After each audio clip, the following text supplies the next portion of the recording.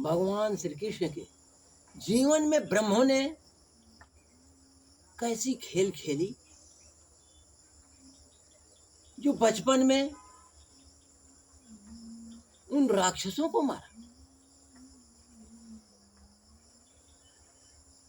ये ईश्वरीय खेल रही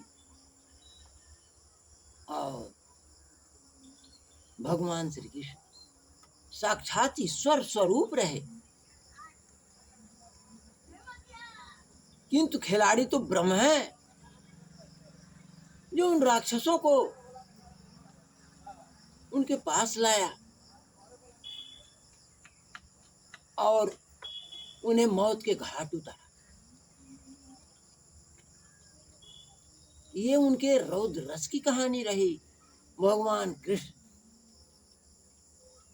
के अंदर ब्रह्म जो है रौद्र रूप रहा, महान अंधकार, जो राक्षसों को मारने के लिए उद्यत हुआ और राक्षसों को बुलाया और मारते गए, किंतु वही ब्रह्म प्रेम की धार बहाई, प्रेम रस को उत्पन्न किया। ऐसे ब्रह्म रस में गोपियों से मिलन हुई और वे गोपियां उनके प्यार में रंग गई। किंतु ब्रह्म तो छलिया है, कब छल कर दे। इस प्रकार गोपियों के साथ भगवान कृष्ण ने छल भी किए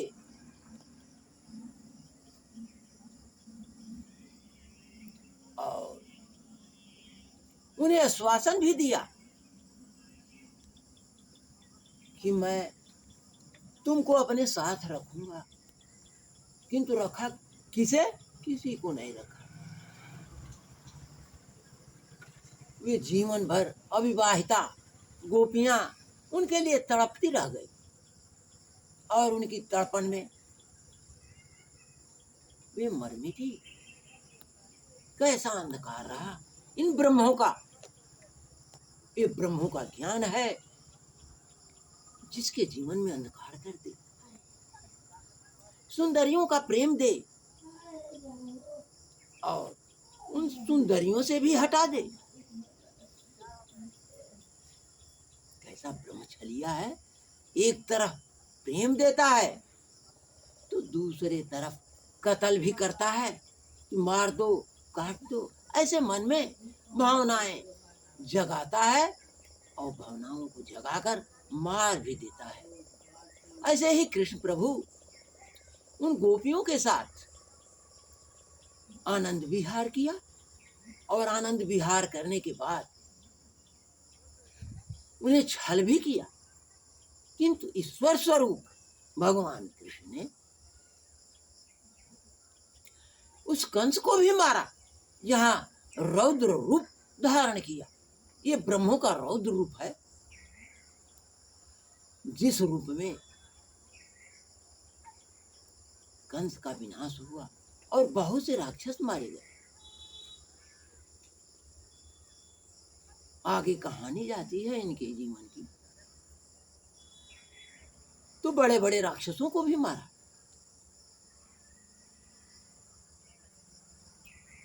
ब्रह्म का एक तरफ प्रेम रस तो दूसरा तरफ रौद्र रस। ऐसे रस में भगवान कृष्ण दुनिया में निर्भय होकर घूमने लगे और अपना कार्य आरंभ कर दिया। किंतु ये कार्य कृष्ण रूप ब्रह्मों का रहा, कृष्ण रूप ईश्वरीय शक्ति का रहा। महाभारत की युद्ध कराई, अगर वो चाहते तो महाभारत युद्ध नहीं होता, किंतु महाभारत युद्ध कराई। एक तरफ पांडवों को धन दिलाया तो दूसरे तरफ धन का हरण कराया, वो तो सब जानते थे। किंतु ब्रह्मों ने चाल चली, पांडवों को भी ठगा और दुर्योधन को भी मौत के घाट उतारा। कैसी ब्रह्म खिलाड़ी है, कैसा ईश्वर खिलाड़ी है और कैसी ये शक्ति है जो किसी के साथ अन्याय कर रही है तो कहीं न्याय का झंडा फहरा रही है। ऐसे कृष्ण प्रभु अपने बच्चों तक को भी मौत के घाट उतारा और ये जीवन की अंतिम कहानी रही। अपनी उन सुंदरियों को भी उन जंगली किरातों से लुटवाया। अर्जुन वहां पर हार को पाई। ऐसे खिलाड़ी भगवान कृष्ण रहे जिनको कि हम लोग आज उनके पैरों पर गिर रहे हैं। ऐसे ही ब्रह्म हम लोगों में भी ये खेले खेलता है। ईश्वर भी है जो हम लोगों में ऐसे ही खेल खेलता है, भक्तों को छलता है। ईश्वर भक्त छले जाते हैं। बड़े बड़े संत महात्मा तपस्वी क्या कभी बताया है कि मैं ब्रह्म हूं, तुम इस रास्ते से चलो, तुम्हारे लिए ये रास्ता है? कभी ईश्वर भी नहीं बताया और कभी शक्ति भी नहीं बताई कि रे भक्तों मैं ही भक्त हूं तो मैं ही भगवान हूं, कभी नहीं बताया। ये तो खिलाड़ी है, तुम्हारे जीवन का खिलाड़ी है। कभी अच्छी खेल खेलता है तो कभी बुरी खेल खेलता है।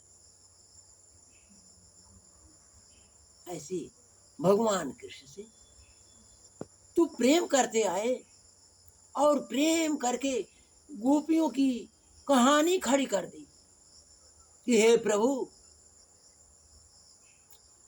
मैं जन्म जन्म तुम्हारी दासी बनकर रहूं। ऐसी गोपियां बन करके बहुत से मानव आज तक छले गए, आज भी छले जाते हैं। छलने वाली तेरी आत्मा है और नित्य छल रही है।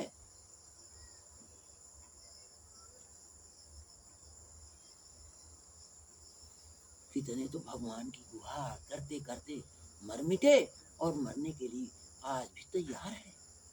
हे द्वारिकाधीश कब मिलोगे? और ये कहता है कौन? तेरी आत्मा कहती है हे द्वारिकाधीश कब मिलोगे, कब मेरे साथ रमण करोगे, मैं तेरी गोपी बनकर रहूं। ऐसी अंधकार प्रवृत्ति से डरो, बचो और अपनी अंतरात्मा से नित्य निवेदन करो कि हे अंतरात्मा ने मेरा कल्याण करें, मुझे बुराई से बचावे, मुझे निश्चल बनावे, मुझे छल के रास्ते पर मत ले जाओ। जो मैं किसी का छल करूं, किसी का अपहरण करूं, किसी का चोरी करूं, किसी के साथ अभद्रता करूं, ऐसी कहानी से मुझे दूर रखे हे दीनानाथ। फिर तू अंतरात्मा से प्रेम करो। मैं भी कृष्ण का भक्त रहा, मगर ज्ञान पर सत्य बताना ही मेरा उचित कर्तव्य है कि उस कृष्ण को छोड़ो, अपनी अंतरात्मा से प्रेम करो। अगर मैं कहूं कि राम को छोड़ो, अपनी अंतरात्मा से प्रेम करो, तो बहुतों को ये बुरा लगेगा, मगर सत्य तो बताना ही पड़ेगा मुझे। ये ब्रह्म ज्ञान है कि ये ब्रह्म नाम की शक्तियां हमेशा छलती हैं। यही हर घट में है, हर जीव में है। ईश्वर रूप भी है, जीव रूप भी है। अब सोचो तुम, अभी तू ही इसकी तौल करो, क्या उचित है? आत्मा से प्रेम करना उचित है कि भगवान कृष्ण से प्रेम करना उचित है? सोचना है तुझे, समझना है तुझे। कौन समझेगा? मैं तो समझाने वाला हूं, तुझ समझने वाले हो। क्या उचित है? भगवान से प्रेम करना नहीं, अपनी अंतरात्मा से। तुम्हारी अंतरात्मा ही भगवान स्वरूप है।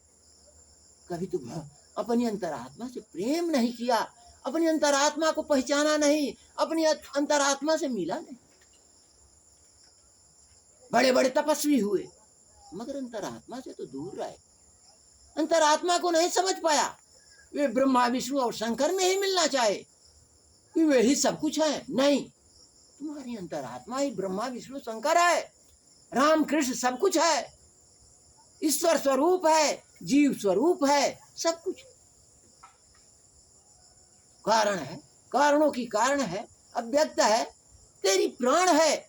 फिर अंतरात्मा से तू घृणित क्यों भाग रहे हो अंतरात्मा से?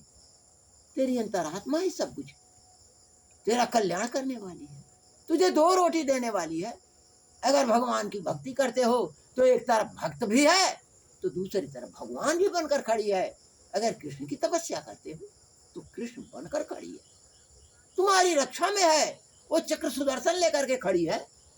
अगर राम की तुम भक्ति करते हो तो राम बनकर खड़ी है, धनुष बाण लेकर खड़ी है। तेरा कल्याण हो। मैं तो ज्ञान बताने वाला हूं और सत्य को छोड़ने वाला नहीं। अगर तुम मुझे धमकी दे तो तुम्हारी धमकी से हटने वाला भी नहीं। तुम्हारी धमकी का निवारण ये शक्ति कर देगी, तुझ में है, तुझे आगे बढ़ाएगी, तुझे पीछे हटाएगी। तुझे मारना ही है तो तुझे मार भी गिराएगी, मगर मैं तेरा कल्याणदाता हूं। यही कहूंगा कि अपनी अंतरात्मा से प्रेम करो। अंतरात्मा ही ब्रह्म है, अंतरात्मा ही ईश्वर है, अंतरात्मा ही जीव है। उससे बड़ा कोई खिलाड़ी नहीं जो सृष्टि को रचा और रच करके कहीं जीव बनकर बैठी तो कहीं ईश्वर बन के बैठी। ये ब्रह्म ज्ञान है, इस ब्रह्म ज्ञान पर मैं सब कुछ बताने के लिए तैयार हूं। अब तुम मुझे धमकाना मत, अगर धमकाएगा तो तुझे सजा भी मिलेगी। ये शक्तियां छोड़ने वाली नहीं, तेरी अंतरात्मा है जो तुझे काल के गाल में झोंक दे। आज इतना ही बता।